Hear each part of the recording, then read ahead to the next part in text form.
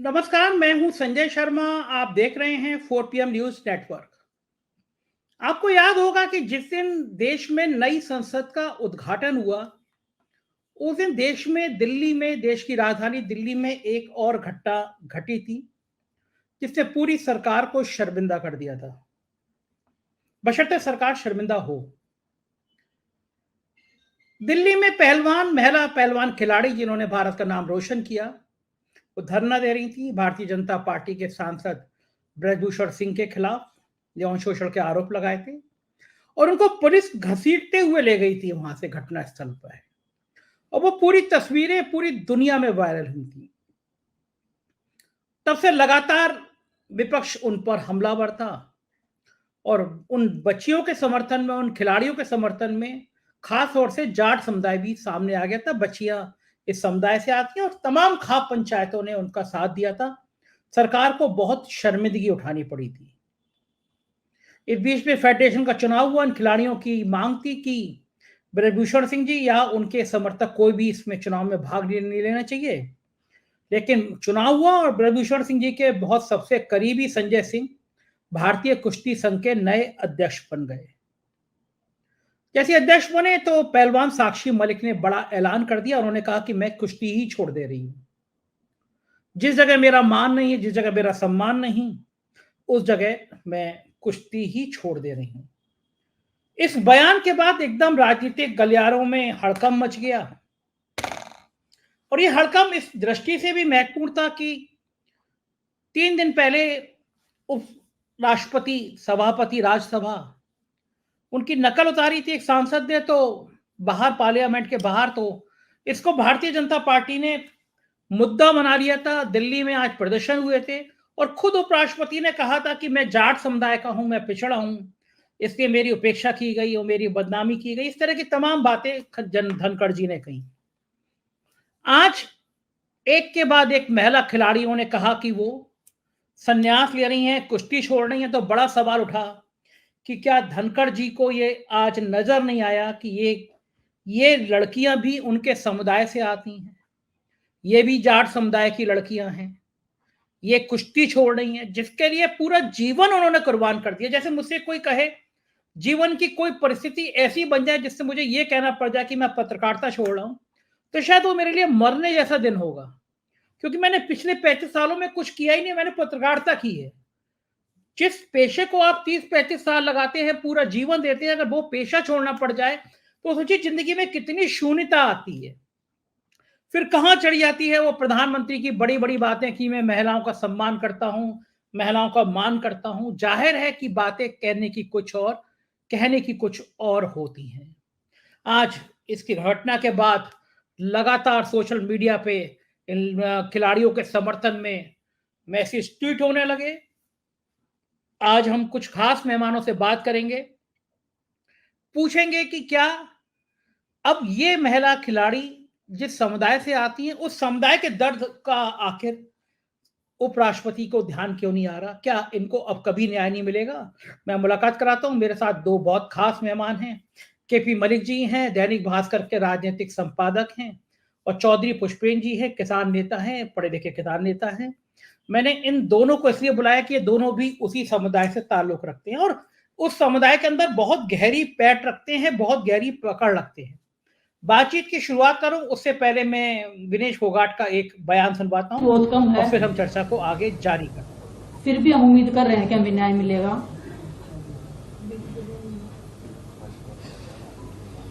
लेकिन बड़ी दुख की बात आज हमारे रेसलिंग का जो भविष्य है वो अंधकार में है।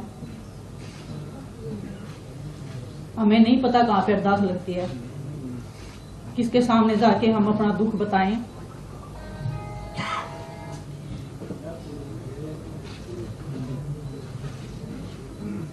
आज आप सबके सामने आए हैं, हम ट्रेनिंग कर रहे हैं, फिर भी हम बैठे यहाँ पे, फिर भी हम लड़ाई लड़ रहे हैं। उम्मीद कर रहे हैं कि वो आस और उम्मीद हम फिर से जगा पाएं।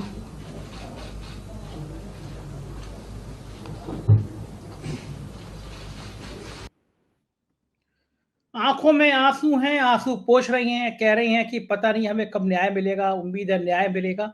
कितना दर्द है इन आवाज में, कितना दर्द है इन आंखों में। पूरा जीवन जिन्होंने कुर्बान किया, आज उन आंखों में आंसू हैं। जो पदक कभी लाती थी देश के लिए, आज उनकी आंखों में आंसू हैं, क्योंकि सत्ता, देश की सत्ता ऐसे हाथों में है। देश की सत्ता ऐसी जगह पे है, देश की सत्ता उन हाथों में मजबूती के साथ है, जिन हाथों को, जिन आंखों को ये खिलाड़ियों के आंसू नहीं दिखते।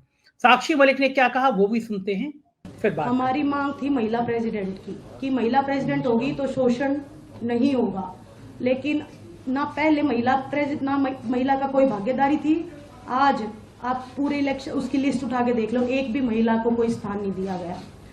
तो बस यही कहना चाहूंगी कि जो ये लड़ाई है, ये हमने तो अपनी पूरी हिम्मत करके लड़ी, लेकिन ये लड़ाई जारी रहेगी, क्योंकि आने वाली जो और फ्यूचर है, जो बेटे हैं, बेटियां हैं, जो रेसलर्स हैं नई जनरेशन के, उनको ये लड़ाई लड़नी पड़ेगी। इनका मानना है कि नई जनरेशन को लड़ाई लड़नी पड़ेगी। और जब आज सांसद ब्रजभूषण जी से सवाल पूछा गया क्या मामला है, क्या कहना है, तो उनकी अदाएं, उनकी शैली और उनके तेवर देखिए। लेना देना भाई अपने छोड़ने की बात कर रही है भाई साहब बाहर हो जाओ। मुझे इससे क्या लेना देना, सीधा कहा और चले गए। पुष्पेंद्र सिंह जी, आपने बड़े दावे किए थे, आप हरियाणा गए, आपने तमाम खाप पंचायतों में शामिल हुए, बड़े दावे किए थे कि आपको न्याय मिलेगा। मैं आज आपसे ये पूछना चाहता हूं, क्योंकि तमाम खाप पंचायतें आपके साथ रहती हैं, तमाम जाट समुदाय के बड़े बड़े लोग आपके साथ रहते हैं, क्या आज उपराष्ट्रपति जो भी जाट समुदाय से आते हैं, जिन्होंने कहा, जरा सी नकल उतारने पे कह दिया कि आज जाट समुदाय का अपमान हो गया, क्या आज उन उपराष्ट्रपति को इन लड़कियों के आंसू दिखाई दिए होंगे? क्या मानना है कि उपराष्ट्रपति को आगे आके लड़कियों को न्याय दिलाने की बात करनी चाहिए? क्या मानना है आपको कि सभापति राज्यसभा को कहना चाहिए कि ब्रजभूषण सिंह को इस बार पार्टी टिकट ना दे? हिम्मत है किसी में जो ये बात कह पाए? देखिए संजय जी, जहां तक मैं उपराष्ट्रपति महोदय जी को जानता हूं, जो धनखड़ साहब हैं हमारे, इनमें तो इतनी हिम्मत नहीं है, ये तो नहीं कह पाएंगे किसी हालत में भी।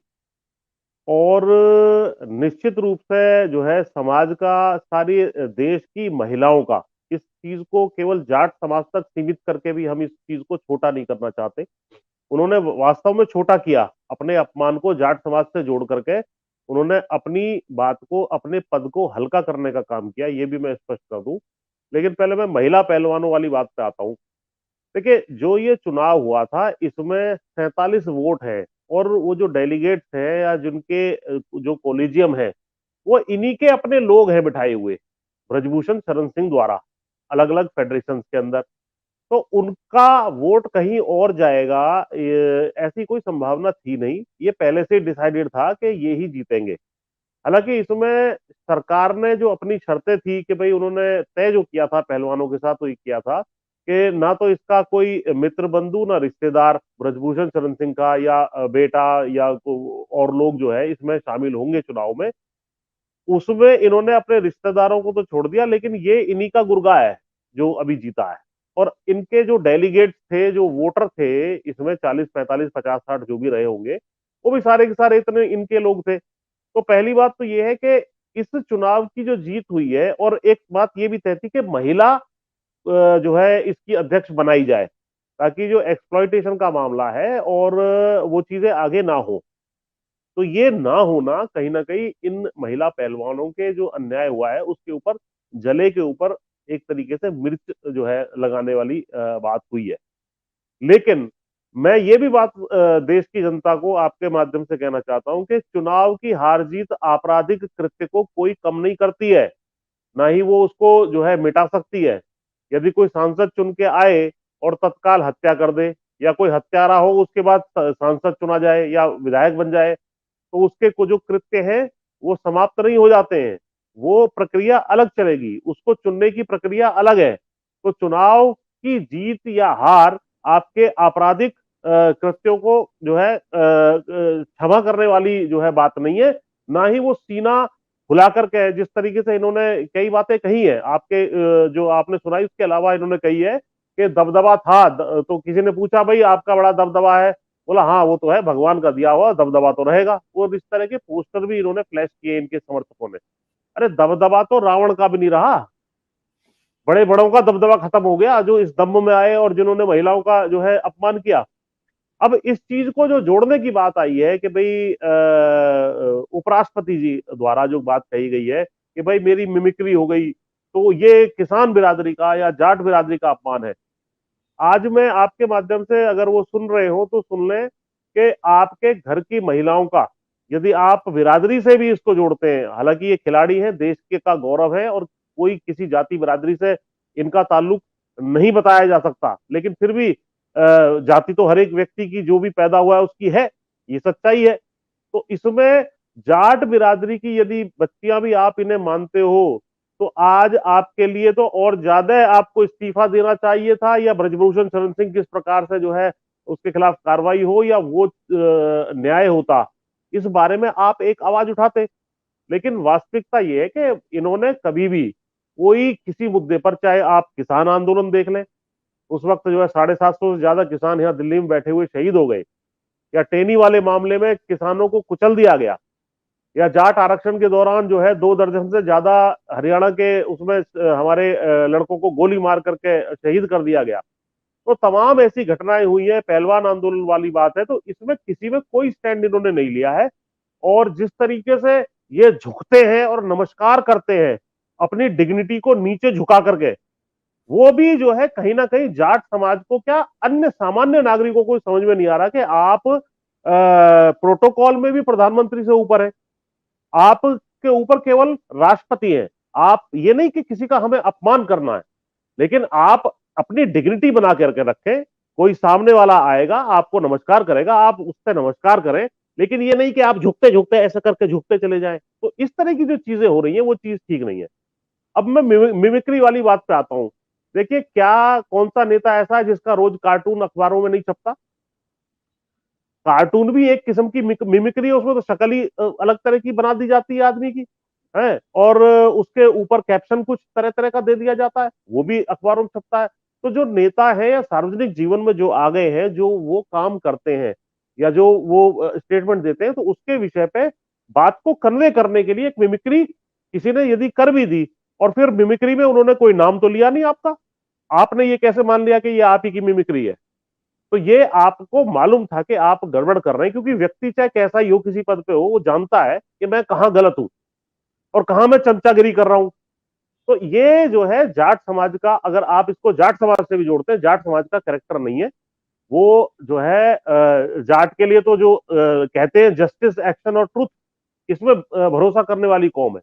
तो उसमें गलत बात पर वो कभी झुकता नहीं है और सही बात पर वो विनम्र रहता है। तो ये जाट का करेक्टर है। इस करेक्टर के अनुसार अन्याय के साथ इन अन्याय के विरोध में आपने जो है स्टैंड लेना चाहिए था। उसकी जगह आप सारे सांसदों का निष्कासन कर दें। निष्कासन होने के बाद सांसद बाहर आकर के हंसी ठटोले में आपकी जो बातें हैं उनको उजागर करने के लिए जो है इस तरह की बात कहें, उसको आप अपने ऊपर लें और फिर अपमानित महसूस करें, उसको जाट समाज से जोड़ दें कि जाट समाज की मेरे प्रति बहुत सिंपैथी।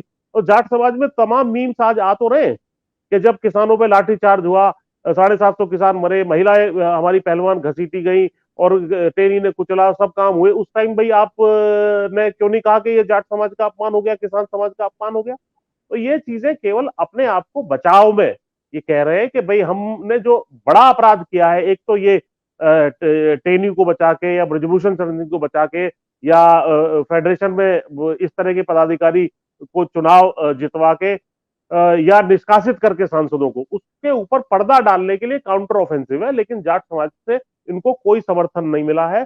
उल्टे कई खाप पंचायतों ने कह दिया है भैया हमारा कोई लेना देना नहीं है, और ना ही इनका कैरेक्टर जाट समाज के कैरेक्टर से कहीं भी मैच खा रहा है। जी पुष्पन जी, मैं एक सवाल और करूंगा। भारतीय जनता पार्टी ने जब इनको इस पद पर लाए थे, उपराष्ट्रपति बनाए थे, तो हर नेचुरली अब तो जेपी नड्डा खुलेआम कह रहे हैं कि एक जाट समुदाय का अपमान हुआ, पिछड़ी जाति का अपमान हुआ। तो बीजेपी ने उपराष्ट्रपति बनाते समय सोचा था कि जाट खुश हो जाएंगे, इनको बनाया जाएगा। जाटों में जो गुट बैठते हैं, आप लोग संभ्रांत लोग हैं, और जाट कम्युनिटी तो बिल्कुल कही जाती है बहादुर कौम है, देश के लिए मरने मिटने वाली कौम है, अपने सम्मान के लिए जीने वाली कौम है। उस कौम के प्रबुद्ध लोगों को कैसा लगा होगा जब इन्होंने मोदी जी की तुलना गांधी जी से कर दी थी, तो उस समय समाज में क्या प्रतिक्रिया आई? नहीं, वो मैं बता रहा हूं ना, जो चाटुकारिता है, चाटुकारिता जाट का गुण है ही नहीं। और उनको बहुत ज्यादा चिढ़ हो जाती है कोई व्यक्ति अगर इस तरह की चाटुकारिता कर रहा होता है। अरे, जाट आरक्षण का मामला 2015 में जब जाट आरक्षण सुप्रीम कोर्ट से खारिज हुआ था, उस वक्त जो है प्रधानमंत्री जी ने जाटों के डेलीगेशन से कहा था, भाई हमने आपका नमक खाया, आपको जाट आरक्षण देंगे। उस प्रश्न को उठाइए ना कि अब 2024 आने वाला है, 9 साल हो गए, आपने जाटों को आरक्षण क्यों नहीं दिया? बार बार हर चुनाव से पहले अमित शाह ने बुला करके कहा है कि भाई मेरी मूछ का बाल है, ले जाइए और जाटों को आरक्षण हम देंगे। 2017 में कहा, 19 में कहा और अभी भी कहा, 22 से पहले भी। तो उस मुद्दे पर आप गौण है। एमएसपी की लीगल गारंटी नहीं दिला पाए, या किसान आंदोलन में अन्य चीजों को जो है आपने जो शर्तें थी वो नहीं आप बनवा पाए, या पहलवान बेटियों की जो बेइज्जती हुई, जो मुख्य मुद्दे थे उन पर कोई इनका चिंतन नहीं है। अभी चुनाव हुए थे, राजस्थान में लगभग 20% जाटों की संख्या है, बनवा देते मुख्यमंत्री जाटों का, क्यों नहीं बनवाया? उप मुख्यमंत्री भी नहीं, आप नहीं बनवा पाए, आप तो राजस्थान से आते हैं। तो आप जो है, जहां वास्तविक चीज है, जहां सम्मान वास्तव में होना चाहिए, या जाटों के मुख्यमंत्री हरियाणा में बनते रहे, आप 10 साल से जो है जो बिल्कुल माइनॉरिटी में है, वहां भी 20-25 से ज्यादा परसेंटेज जो है जाटों की है हरियाणा में, वहां आपने क्यों नहीं बनवाया? आप बनवा देते। भाई धनखड़ जी है, कैप्टन अभिमन्यु है, और तमाम जाट नेता वहां पर भी है।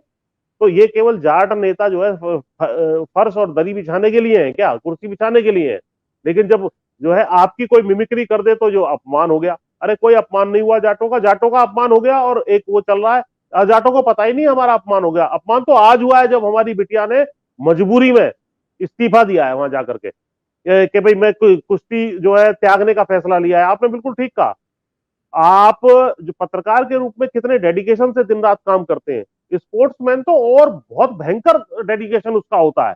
उसकी पूरी लाइफ ही उसके इर्द गिर्द घूमती है। सुबह 4 बजे से उठने से लेकर रात को सोने तक उसको कहाँ जाना है, क्या खाना है, क्या पीना है, किससे मिलना है, कितने घंटे सोना है, क्या मनोरंजन करना नहीं करना, ऐसी उसकी तपस्या होती है 25, 30, 20 साल की, तब जाकर के वो मेडल जीतता है।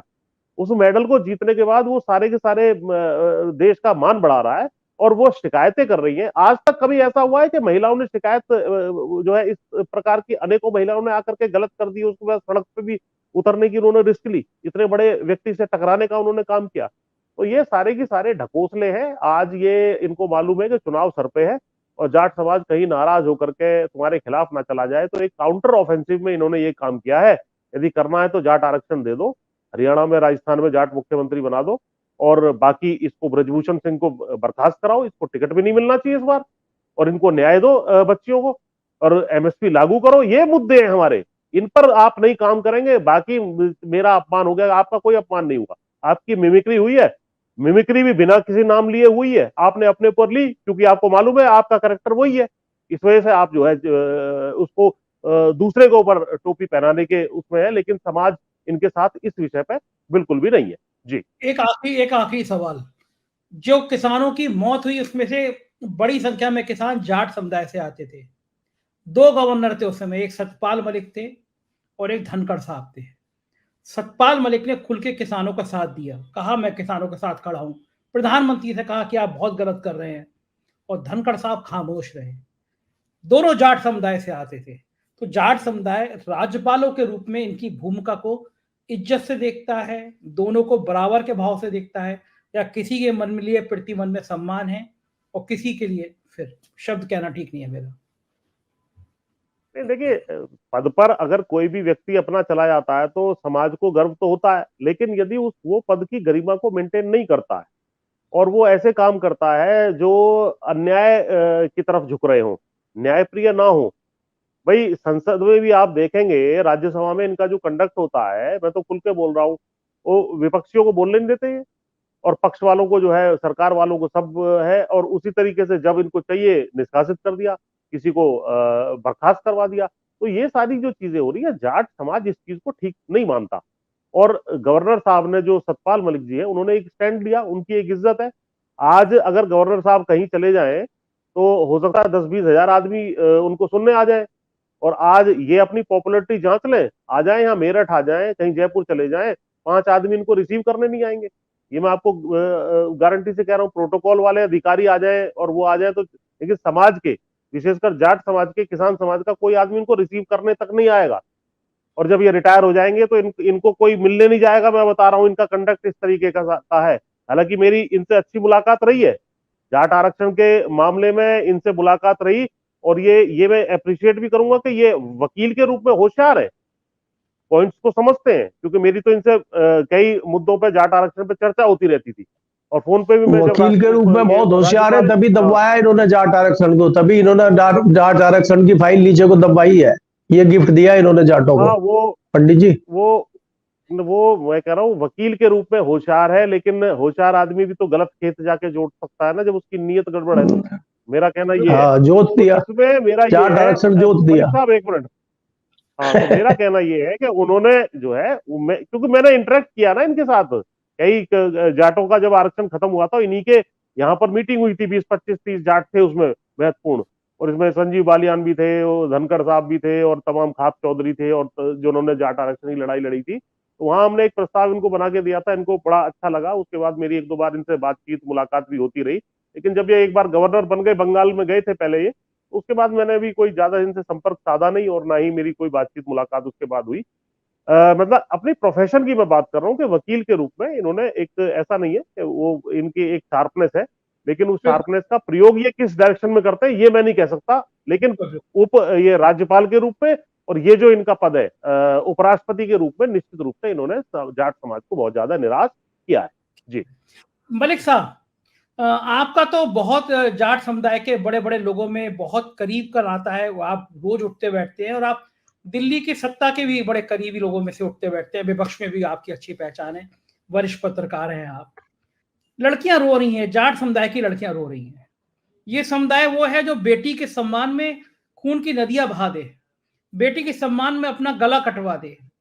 जाट समुदाय वो है बेटी की शान के लिए, आन के लिए, बान के लिए कुर्बान कर दे। धनखड़ साहब कहते हैं मेरी जरा सी मजाक उड़ा दी गई तो जाट समुदाय का अपमान हो गया। आज खिलाड़ी रो रही हैं और धनखड़ साहब खामोश हैं। मलिक साहब, संजय जी देखिए, जाटों की मिमिक्री तो बहुत पहले से होती रही है, आप भी जानते हैं, और जाटों का मजाक तो उड़ता रहता है। जाट रे जाट 16 दूनी 8, जाट रे जाट तेरे सिर पे खाट। जाट को तब दिक्कत नहीं हुई है। जाट बहुत स्वाभिमानी कौम है, और जाट लड़ना मारना जानती है। जब जाट को लगेगा कि उसका अपमान हुआ है तो वो निपट लेगा। मेरा कहना यह है संजय जी कि जितना मैं जानता हूं, जितना हमने पढ़ा है, या पार्लियामेंट में हम देखते हैं, सबसे बड़ा पद राष्ट्रपति का होता है, उसके बाद उपराष्ट्रपति होता है, और तीसरे नंबर पर प्रधानमंत्री आते हैं।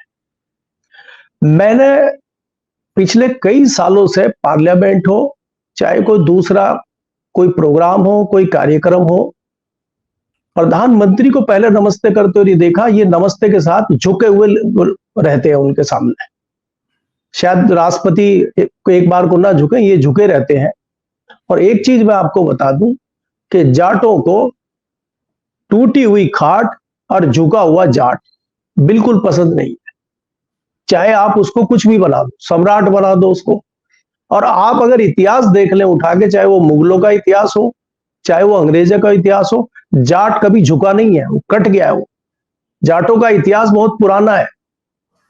और संजय जी, अगर हम बात करें, अगर इतनी ही चिंता जो है, आपने एक सवाल पुष्पेंद्र जी से पूछा कि इनका कैसे अपमान हुआ, कैसे सम्मान हुआ। इनका सम्मान जो भारतीय जनता पार्टी ने उपराष्ट्रपति पद के अनुरूप किया है, इनको उपराष्ट्रपति बनाया है, तो जाटों का सम्मान तो हो गया। जाटों का भला क्या हुआ ये बता सकते हैं क्या? जाटों का तो बहुत बड़ा नुकसान हो गया, क्योंकि इन्होंने जाट आरक्षण की पैरवी करी और जाट आरक्षण को होने नहीं दिया। जाट समाज तो चुपचाप ये मान के बैठा है कि इन लोगों ने नहीं होने दिया, और ये बिक गए भाजपा में। जिन लोगों की वजह से, जिन लोगों को कैरियर तबाह करने की वजह से जाट आरक्षण की नींव पड़ी थी, और कांग्रेस को दबा के अजीत सिंह ने जाट आरक्षण लिया था, वो तो इस दुनिया में नहीं है। उसको तो इन्हीं मूर्ख जाटों ने 2 बार हरा के ऊपर भेज दिया। असली किरदार तो वही थे जाट आरक्षण दिलाने वाले। दूसरी बात यह है कि इसके अलावा जो दूसरे जाट आज भारतीय जनता पार्टी में है, वो सिर्फ दलाल टाइप के जाट हैं। अपने निजी फायदों के लिए वो भारतीय जनता पार्टी में, भारतीय जनता पार्टी उनका भरपूर उपयोग कर रही है। भारतीय जनता पार्टी ने पहली बार 70 साल के इतिहास में जाटों को यह दिया है कि पहली बार पार्लियामेंट में आज कैबिनेट में कोई जाट कैबिनेट मंत्री नहीं है। 2 मंत्री हैं कहने के नाम पे, एमओएस बना रखे हैं कृषि मंत्री, और वो झुंझुना लिए घूमते रहते हैं। एक किसी क्लर्क का वो ट्रांसफर करा दें, इतनी औकात उनकी विचारों की नहीं है। वो मानते भी हैं इस बात को, ऐसा नहीं। अगर आप जाएं, फोन करें और कुछ मदद मांग ले, वो हाथ जोड़ के कह देंगे चाय पियो भाई साहब, बहुत अच्छी चाय है, सब कुछ है, हाथ में हमारे कुछ नहीं है। किसी मीटिंग में उनको नहीं बुलाया जाता, कोई राय मशवरा नहीं उनसे लिया जाता। जब जरूरत होती है तब झुंझुना उनसे बजवा देते हैं। अब तीसरी बात जो मैं यहां कहने जा रहा हूं कि हमारे महाशय जी हैं किसानों के मसीहा चौधरी महेंद्र सिंह टिकैत के सुपुत्र राकेश टिकैत जी, उन्होंने भी आज जो है बड़ा बयान दिया सिसोली में कि बहुत बड़ा अपमान जो है राष्ट्रपति धनखड़ जी का हो गया है। उनको भी याद आ गया।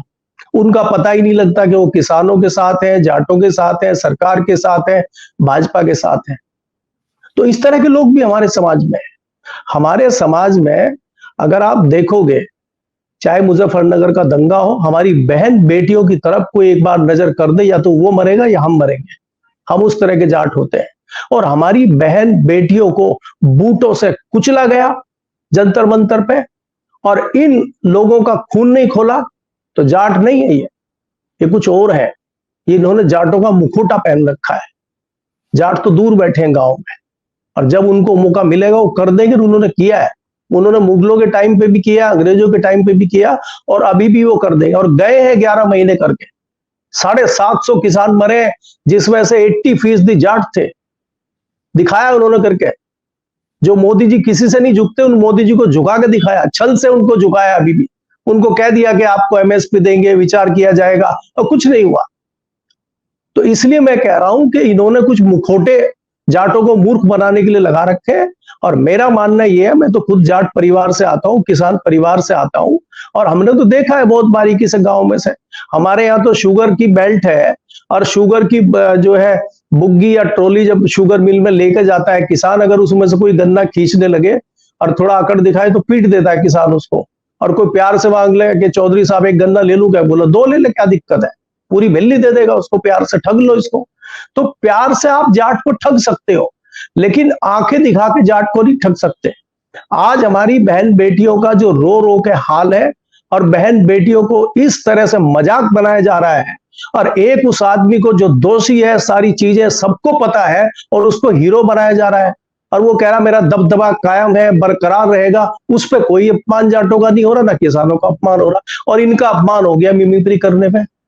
संजय जी, पार्लियामेंट में मैं इतने दिन से कवर कर रहा हूं, Shatrughan Sinha member of parliament थे और मंत्री भी थे कुछ दिन। वाजपेयी जी की सरकार में खेल मंत्री थे, और जब वो आके गाड़ी में से उतर के पार्लियामेंट में जाते थे, अगर हम कहीं दूर होते थे तो उनका एक डायलॉग था, मैं जानबूझ के छेड़ देता था, दूर से चीख के उनको खामोश, और वो मुड़ के देखते थे। वो होती थी उनकी मिमिक्री।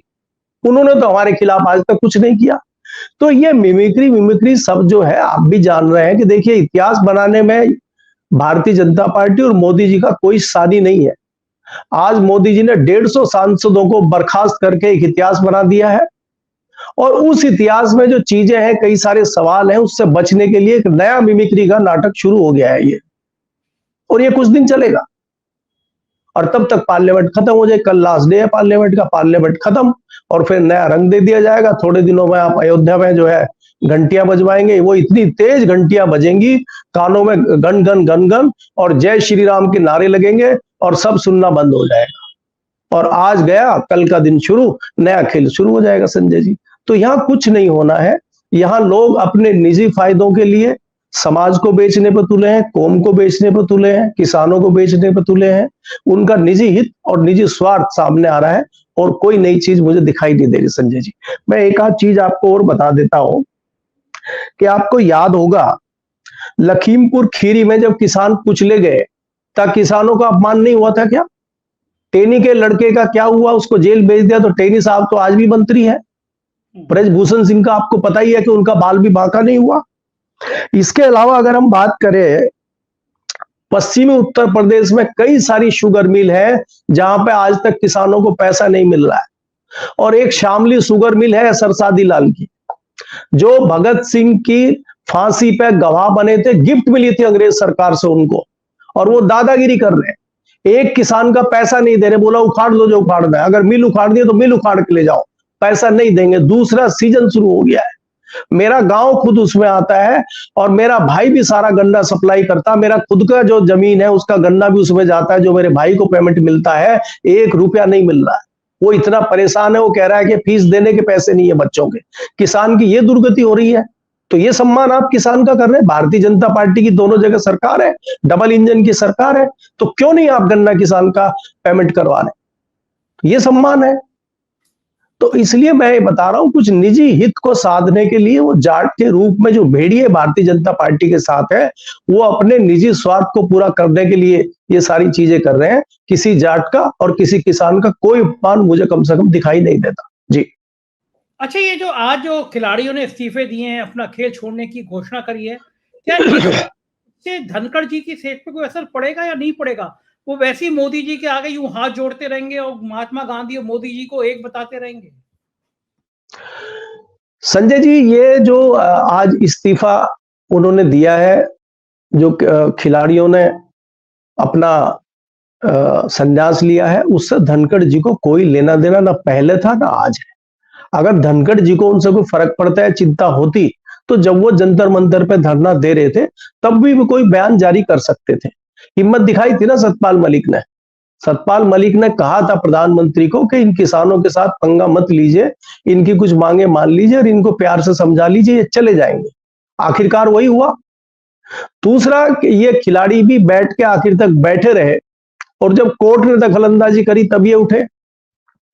तो सतपाल मलिक ने दोनों बार राय दी। सतपाल मलिक को चिंता हुई, वो भी गवर्नर थे, ये भी गवर्नर थे, तो दोनों को उसी के हिसाब से फिर इनाम दिया गया। सत्यपाल मलिक को रिटायर करके घर भेज दिया गया और इनको उपराष्ट्रपति बनाते, तो इनाम भी तो मिलेगा ना। तो जितना झुककर प्रणाम करेंगे और जितना ठीक ठाक शांत रहेंगे उतना इनाम मिलेगा। तो हो सकता है इससे बड़ा इनाम भी इनको मिल जाए। 5 साल के बाद ऊपर भी तो बचा हुआ है, भी एक पोस्ट बची हुई है, तो अपग्रेड भी तो हो सकते हैं। तो वो करने के लिए जो करना पड़ेगा वो करेंगे जी। पूरी बिरादरी में इस बात की चर्चा नहीं होती कि धनखड़ जी जाट समुदाय का ऐसा मजाक उड़ा रहे हो, जब मजाक उड़ाई गई तो समुदाय को बीच में लाए, मैं जाट हूं, जाटों का अपमान हो गया। क्या जाटों का अपमान एक मजाक उड़ाने से हो गया? देखिए संजय जी, क्या होता है कि जब मुझे मिठाई मिलती है तो वो मैं अकेले खा लेता हूं, और जब मेरे ऊपर कोई आफत आती तब मैं समाज को, बिरादरी को, गांव को याद कर लेता हूं। ये हमारी फितरत है।